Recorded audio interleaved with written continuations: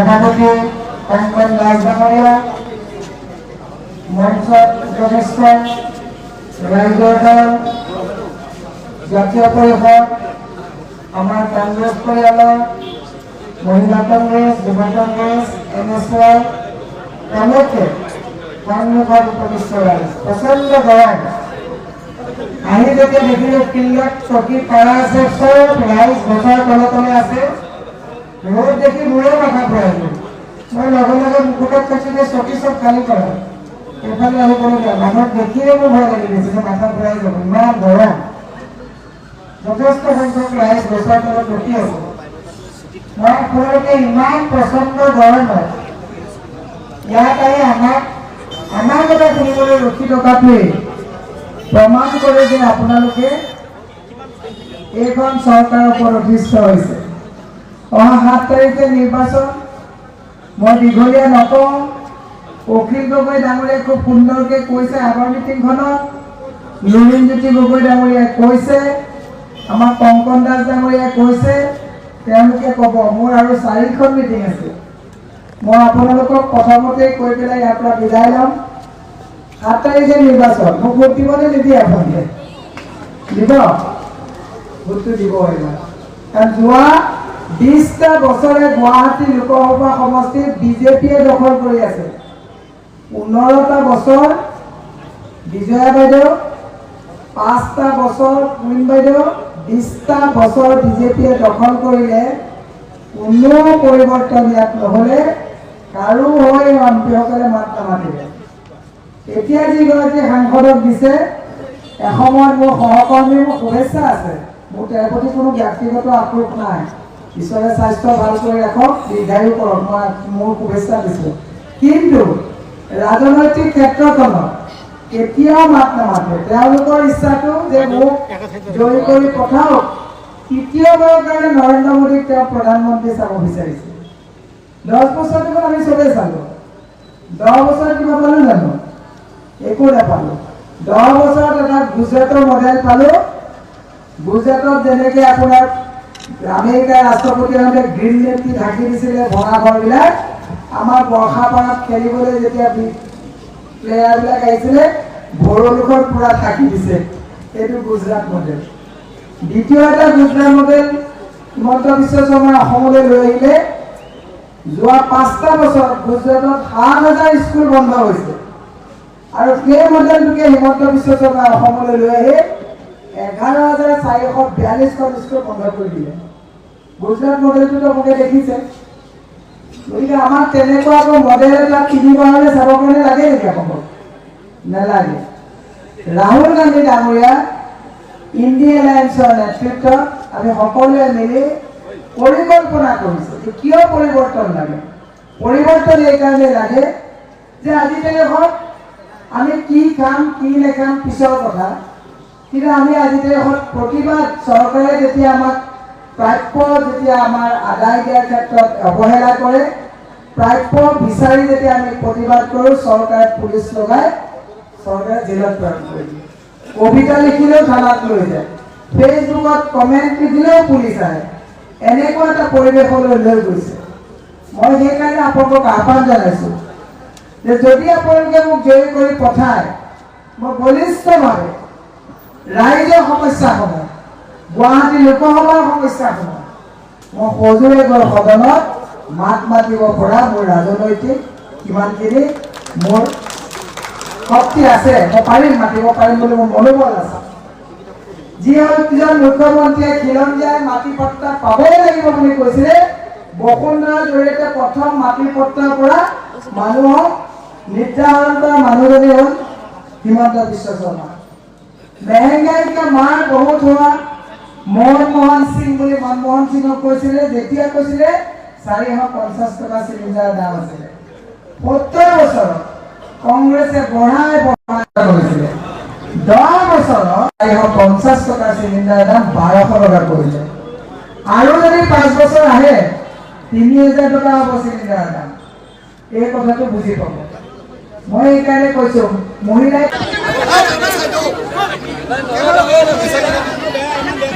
Bora!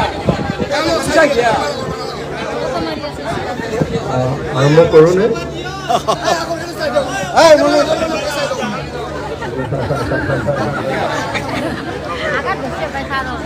আৰম্ভ কৰিব খুজিছোঁ। হয়, শ্ৰদ্ধেয় ৰাইজ, আজি সভাৰ সভাপতি মহোদয়, মোৰ ভাই নুৰিনজ্যোতি গগৈ, আমাৰ প্ৰাৰ্থী আৰু আমাৰ বাইদেউ মীৰা বৰঠাকুৰ বাইদেউ আৰু ৰাইজৰ দল, অসম জাতীয় পৰিষদ আৰু কংগ্ৰেছ দলৰ নেতৃবৰ্গ, মই আপোনালোক সকলোকে শ্ৰদ্ধা জনাই আৰু ৰাইজলৈ সেৱা জনাই খুব চমুকে কেইটামান কথা ক'ব খুজিছোঁ। শ্ৰদ্ধেয় ৰাইজ, মই আপোনালোকক এটা কথা সুধিব খুজিছোঁ, বিজেপি চৰকাৰৰ দিনত কেনেকুৱা লাগিছে? আমিতো 2016, 2021 দুবাৰ ভোট দিলোঁ, লোকসভাত 2014 ভোট দিলোঁ, 2019 ভোট দিলোঁ, বিজেপিৰ দুবাৰ নৰেন্দ্ৰ মোদীৰ শাসন চালোঁ আৰু দুবাৰকে আমাৰ ৰাজ্য চৰকাৰৰ শাসন চালোঁ। কেনেকুৱা লাগিছে? ভাল লাগিছে নে বেয়া লাগিছে? সঁচা কথা কওকচোন, একচুৱেলি কেনেকুৱা লাগিছে? বিজেপিৰ শাসন কালটো কেনেকুৱা লাগিছে?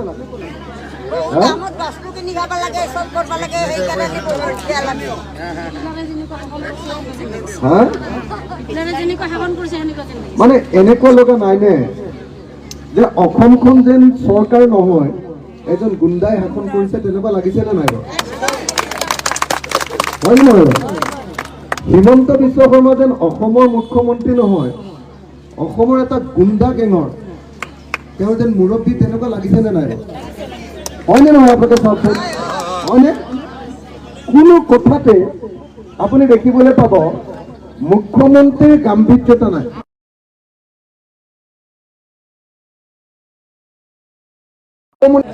তেতিয়াহ'লে নিজে তেওঁ OCও, নিজে তেওঁ SPও, নিজে তেওঁ DGPও, নিজে তেওঁ মেজিষ্ট্ৰেটো, নিজে তেওঁ মুখ্যমন্ত্ৰীও কৈ দিয়ে বোলে মইহে ভূপেন বৰাক গ্ৰেপ্তাৰ নকৰাকৈ আছো, দৰকাৰ হ'লে গ্ৰেপ্তাৰ কৰে।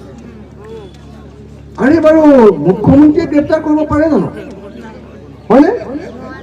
যদি কোনোবা এটা কেছ লাগে তেতিয়াহ'লে পুলিচে কেছটো পাব, পুলিচে IO এজন দিব, ইনভেষ্টিগেটিং অফিচাৰ এজন দিব, ইনভেষ্টিগেটিং অফিচাৰজনে কেছটো সঁচা নে মিছা চাব, আৰু চালে যদি দেখে যে এইটো বৰ বেয়া কাম, গতিকে এইটোত এৰেষ্ট কৰিবই লাগিব, আৰু যদি চাই যে এইটো ইমান ডাঙৰ কাম নহয়, এইটোত আমি এৰেষ্ট নকৰিলেও হয়, তেতিয়াহ'লে IO জনে ইনভেষ্টিগেটিং অফিচাৰজনে সিদ্ধান্ত ল'ব। এইটোৱে হ'ল আমাৰ চৰকাৰ চলোৱাৰ নিয়ম, হয়নে নহয়? এতিয়া নিয়মটো কি? এতিয়া নিয়মটো হ'ল যদি চৰকাৰে বেয়া পালে তেতিয়াহ'লে গ্ৰেপ্তাৰ হ'ব, আৰু যদি চৰকাৰে ভাল পালে তেতিয়াহ'লে পৃথিৱীৰ আটাইতকৈ বেয়া কামটো কৰিলেও পুলিচে গ্ৰেপ্তাৰ নকৰে। হয়নে? আপোনাৰ এনেকুৱা পৰিস্থিতি হৈছে যে নিমখৰ দাম আগতে আছিলে 3 টকা, এতিয়া নিমখৰ পেকেট নিমখৰ দাম হ'ল 30 টকা। হ'লনে? যেতিয়া অখিল গগৈয়ে কয় যে নিমখৰ দাম কিয় ইমান বঢ়াইছা, তেতিয়া কয় যে অখিল গগৈ ৰাষ্ট্ৰদ্ৰোহী। হয়নে? অখিল গগৈ মুছলমানৰ পক্ষ, এনেকে কয়নে? অখিল গগৈ দেশদ্ৰোহী, অখিল গগৈ হিন্দু বিৰোধী। মই না হিন্দুৰ কথা কৈছো, না মই মুছলমানৰ কথা কৈছো, মই কৈছো যে আমি 3 টকাত নিমখ খাই আছিলো, বিজেপি চৰকাৰৰ দিনত 30 টকা কৰি দিলে, 1 কেজি নিমখৰ দাম 27 টকা বঢ়াই দিলে। কেনেকে আমি চলিম? 3 টকাৰ পৰা 27 টকা পৃথিৱীৰ কোনোবা দেশত বস্তুৰ দাম বাঢ়ে নেকি? এই কথাটো কৈ দিয়াৰ লগে লগে মোৰ ওচৰত গৈ পুলিচ উপস্থিত হ'ব, মোক গ্ৰেপ্তাৰ কৰিব। সৰু সুৰা কেছতো গ্ৰেপ্তাৰ নকৰে, মোক ৰাষ্ট্ৰদ্ৰোহত গ্ৰেপ্তাৰ কৰে। হয়নে? মই আকৌ কৈছিলো নিমখৰ কথা, মোক আকৌ ৰাষ্ট্ৰদ্ৰোহী কৰে। হয়নে নহয় বাৰু? আপোনালোকে কওকচোন। এই বিজেপি চৰকাৰ অহাৰ সময়ত আপোনালোকে দেখিছে 5 বছৰৰ ভিতৰত মোক অকলে 3 বছৰ জেলত ৰাখিছে। জানেনে নাই আপোনালোকে? 5 বছৰত 3 বছৰ জেলত ৰাখিছে। তাৰমানে কেলে?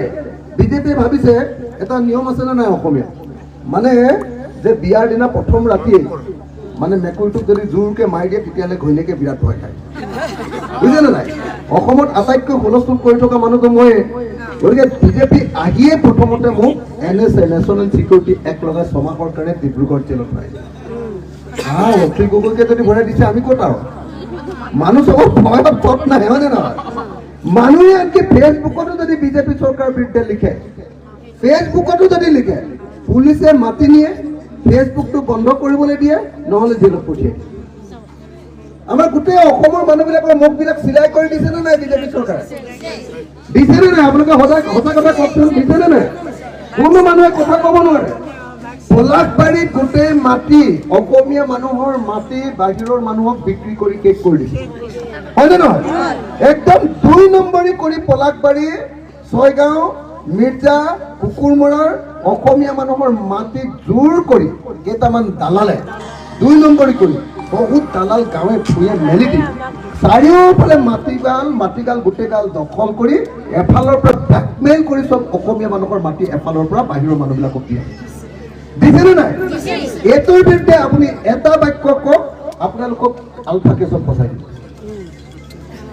হয়নে নহয় কওক আপোনালোকে হয়নে নহয় কওক একদম এই বিজেপি চৰকাৰখনৰ দিনত আমাৰ মুখখন চিলাই কৰি দিছে নে নাই দিছে বিজেপি চৰকাৰখনৰ দিনত অসমৰ মুখ্যমন্ত্ৰীজনে মুখ্যমন্ত্ৰীৰ নিচিনাকে কাম কৰা নাই অসমৰ মুখ্যমন্ত্ৰীজনে গুণ্ডাৰ লিডাৰৰ নিচিনাকে কাম কৰিছে হিমন্ত বিশ্ব শৰ্মা অসমৰ এই মুহূৰ্তৰ আটাইতকৈ ডাঙৰ গুণ্ডাত পৰিণত হৈছে বিজেপিৰ গুণ্ডাগিৰিত অসমৰ কোনো মানুহ শান্তিত থাকিব পৰা নাই পাৰিছে নেকি আপোনালোকে কওক অসমৰ মানুহে ক'লে যে বাংলাদেশৰ পৰা কিয় তোমালোকে হিন্দু মানুহ আনি অসমত সংস্থাপিত কৰিব কা আমি নামানো বুলি কোৱাৰ লগে লগে হাজাৰ হাজাৰ মানুহক জেলত ভৰাই দিলে মোৰ নিচিনা মানুহক NIA নেশ্যনেল ছিকিউৰিটিয়ে মানে মই যদি বাহিৰৰ পৰা কি মোৰ দেশক আক্ৰমণ কৰোঁ তেতিয়াহ'লে মোক সেইটো গোচৰ দিব লাগে মোক কি দিলে মই কাৰ বিৰোধিতা কৰাৰ কাৰণে মোক সেই গোচৰটো দি নেশ্যনেল ছিকিউৰিটি এক্টত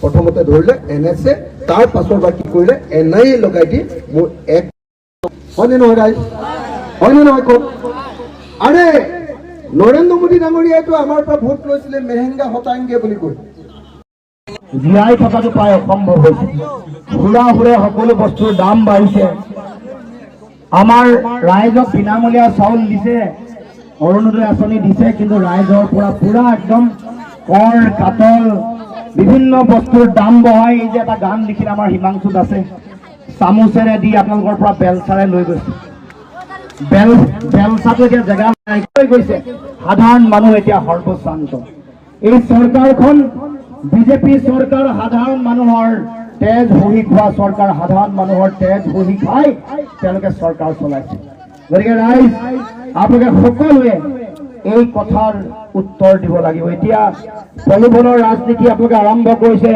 অৰুণোদয় আঁচনিৰ ভুৱা পত্ৰ আৰম্ভ কৰিছে দিবৰ কাৰণে দিছে নে পাইছে নাই অৰুণোদয় আঁচনি এখন ফৰ্ম বিলাই পৰিছে আপোনালোকৰ মাজত এইখন 2 নম্বৰী বুলি গম পায় নাই গম পাইছে না 2 নম্বৰী গম পাইছে আমাৰ উজনি অসমত এইখনৰ ওপৰত পদুম ফুল লগাইছিলে এইফালে হাতী লগাই দিছে গুৱাহাটীত পদুম ফুলে লগাইছে কিজানি ধুবুৰী আৰু বৰপেটাত হাতী লগাই দিছে অৰিজিনেল যিখন ফৰ্ম সেইখনত অশোক স্তম্ভ থাকিব দেখিব এখন আগতে চৰকাৰী ফৰ্ম যিখন চৰকাৰী আঁচনি তেওঁলোকৰ ফৰ্মখনত অশোক স্তম্ভ থাকিব কিন্তু এতিয়া যিখন ফৰ্ম বিলাই আপোনালোকৰ পৰা ভোট বিচাৰিছে তাত পদুম ফুল আছে নতুবা হাতী আছে ধুবুৰী আৰু বৰপেটাত হাতী আছে এইখন মিছাকে মিছা ফৰ্ম এখন বিলাই আপোনালোকৰ পৰা ভোট ল'বলৈ চেষ্টা কৰিছে আপোনালোকক মিছা কথা কৈ মিছা প্ৰলোভন দি বন্ধন গোটৰ ঋণ ৰেহাই দিম বুলি আপোনালোকৰ পৰা ভোট ল'লে যোৱাবাৰ আপোনালোকে বাকীত ভোট দি দিলে ভাৰত ভোট দিছে বাকীত দিছে বাকীত দিলেতো ফাঁকি দিবইতো বাকীত যিহেতু ভোট দিছে বাকী মানে ফাঁকি আৰু আপোনালোকক যোৱাবাৰ বিজেপি চৰকাৰে এই গছ পুলি ৰোৱাৰ কাৰণে পইচা দিম কৈছিলে দিলে নাই অমৃত বৃক্ষ দুবাৰ ঠকিছে দুবাৰ টেঙাম বিক্ৰী কৰিলে এবাৰ 3 নম্বৰ বাৰ টেঙাম বিক্ৰী কৰিবলৈ আহিছে লাখপতি বাইদেউৰ নামত প্ৰথম আমাৰ মহিলাসকলক টাৰ্গেট কৰিছে লাষ্টৰ ফালে দেখিলে যে লাখপতি বাইদেউ কোনো কাম দিয়া নাই, ৰাইজে লাখপতি বাইদেৱে এইটো মিছা ভুৱা প্ৰতিশ্ৰুতি বুলি ভাবি যিহেতু ওলাই আহিছে, এইবাৰ তেওঁলোকে অৰুণোদয় ফৰ্ম দিছে, মইনা আঁচনিৰ কিবা দিলে লৈ ল'ব। এইবোৰ পইচা টকা পইচাটো তেওঁলোকৰ নিজৰ টকা পইচা নহয়, সিন্ডিকেটৰ টকা পইচা, কয়লা সিন্ডিকেটৰ, গৰু সিন্ডিকেটৰ, চুপাৰী সিন্ডিকেটৰ টকা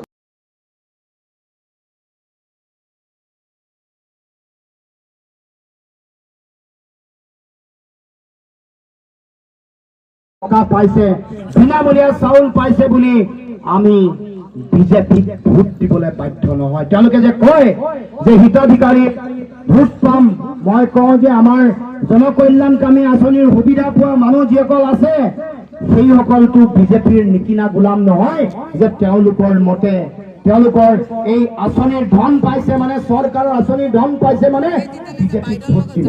গতিকে ৰাইজ যি দিয়ে লৈ ল'ব, কিন্তু যেতিয়া ভোট দিবলৈ যাব সিদ্ধান্ত নিজৰ বিবেকক এবাৰ সুধিব, নিজৰ অন্তৰাত্মাক সুধিব, এবাৰ মগজুক সুধি সিদ্ধান্ত ল'ব যে আমি কি কৰা উচিত, কি কৰা অনুচিত, কি কৰিলে আমাৰ এই অন্যায় কৰা বিজেপি দলটোক আমি পুলিয়ে পোখাই উৎখাত কৰিব পাৰিম, সেই অনুসৰি সিদ্ধান্ত লৈ সকলো ৰাইজে যাতে অহা 7 তাৰিখে ভোটদান কৰে।